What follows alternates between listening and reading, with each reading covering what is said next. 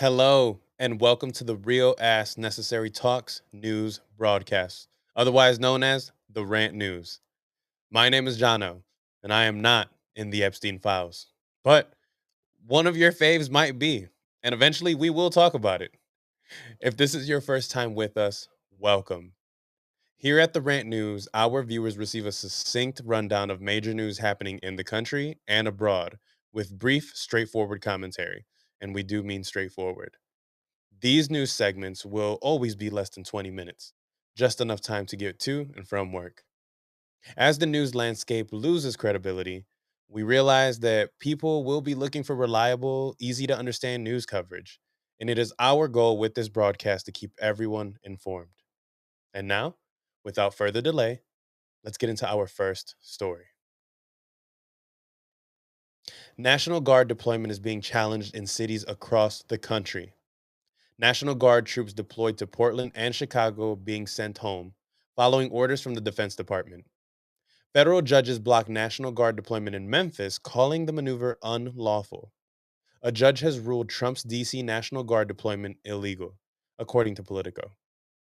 The judge postponed the impact of her decision, with the Trump administration having until December 11th to appeal the decision. The Trump administration has cited an increase in crime as reason to deploy the National Guard and has even gone so far as to threaten invoking the Insurrection Act to thwart the court rulings. Despite fear mongering employed by the news and Trump administration, the United States has seen decreases in violent crime across the board, according to the FBI reports.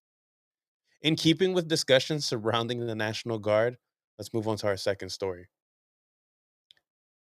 Two National Guard service members were shot on Wednesday, November 26th. Sarah Beckstrom, who is 20 years old, and Andrew Wolf, who is 24, are uniformed members of the West Virginia National Guard. Sadly, Beckstrom died on Thursday, November 27th. Wolf remains in critical condition but is showing signs of improvement. The suspected shooter is Afghani and has former ties to the CIA. According to the BBC, the suspect was shot 4 times during his apprehension.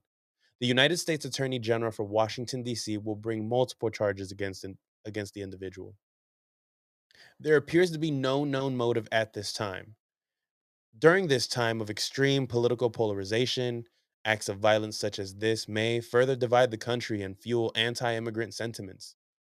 According to the New York Times, President Trump has paused all asylum and visa requests for Afghani individuals. ABC News reported yesterday that the suspect has formally been charged with murder. This is a developing story, and we will continue to provide updates as they are made available. More continues to unfold in Washington, D.C. as Trump walks back comments calling for the death of certain lawmakers after claims of seditious behavior. Trump sought to clarify his previous comments toward certain Democratic lawmakers after a video telling members of the military to disobey unlawful orders was released. Trump said last Friday that he was not threatening death of said Democratic lawmakers. Trump does believe those Democratic lawmakers are in serious trouble, based on his comments made on the Brian Kilmeade show. According to the Uniform Code of Military Justice, service members are able and legally required to disobey unlawful orders. That is, orders that directly contradict the Constitution or are patently or manifestly illegal. For example, service members are required to disobey an order that calls for them to murder civilians or commit torture. If they engage in said acts, they are open to being prosecuted. This is an incredibly difficult position for our service members. All eyes will be on the U.S. military as tensions inside and outside the United States continue to rise, bringing us to our next story. The United States is escalating actions against Venezuela, with some worried that war may be on the horizon. Donald Trump has declared Venezuelan airspace to be closed in its entirety. In a social media post directed to airlines, pilots, drug dealers, and human traffickers, the United States government does not have any authority over Venezuelan airspace. According to NPR, the Venezuelan government released a statement saying Trump's comments are in violation of international law and are a colonialist threat to Venezuelan sovereignty. The New York Times reported that the United States has built up a strong military presence in the Caribbean in order to pressure Venezuela with the administration's stated goal to deter drug smuggling. The Trump administration has also made it known that they want to see Maduro removed from power, and they are willing to use force to do so, according to the Times. According to Trump, land operations in Venezuela may be happening very soon, as the United States already has 12,000 troops in the area and has positioned its largest aircraft carrier, two guided missile destroyers, and a special operations ship in the area. Senate Minority Leader Chuck Schumer posted on X stating, Trump's reckless actions towards Venezuela are pushing America closer and closer to another foreign, costly war. It has yet to be seen if Trump's America First MAGA base will be supportive of yet another war. With as unsuccessful as the domestic war on drugs has been, it is interesting to see the United States put more money behind those efforts abroad. As the United States moves towards war with one country, it engages in what is believed to be peace talks with another. As Russia US talks of peace will likely depend on Ukraine conceding territory in what is deemed as compromise by other parties involved. A meeting between Vladimir Putin, US envoy Steve Witkoff, and Trump's son in law and advisor Jared Kushner lasted about 5 hours.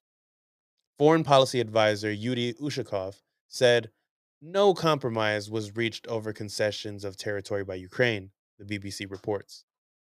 Steve Rosenberg reports that Putin has little interest in compromise, believing they are winning on the battlefield. Ukraine seems to be getting the short end of the stick as promises have been broken on all sides regarding the nation's borders and sovereignty. Not many other details regarding the discussion have been released, as all sides agreed not to release much information. This wraps up our main stories as we move on to the watch list. First on the watch list, Trump frees ex Honduran leader convicted of drug charges amidst escalations with Venezuela due to drug traffickers.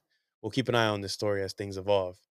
Second on the watch list, TSA and Google warn individuals not to use public Wi Fi on their phones as almost all smartphone users are at risk, according to Google. This is something to consider because everyone has smartphones. Third on the watch list, the United States has put a pause on all immigration cases, including citizenship ceremonies from 19 countries, according to CBS News. The following countries have a near total restriction on entry. Bear with me, guys: Afghanistan, Myanmar, Chad, the Republic of Congo, Equatorial Guinea, Eritrea, Haiti, Iran, Libya, Somalia, Sudan, and Yemen. The US partially suspended entry from individuals from, again, bear with me, Burundi, Cuba, Laos, Sierra Leone, Togo, Turkmenistan, and Venezuela. It appears the United States is becoming more and more isolationist and nationalistic, which may leave many doubtful about a prosperous future within the country for diverse groups of individuals.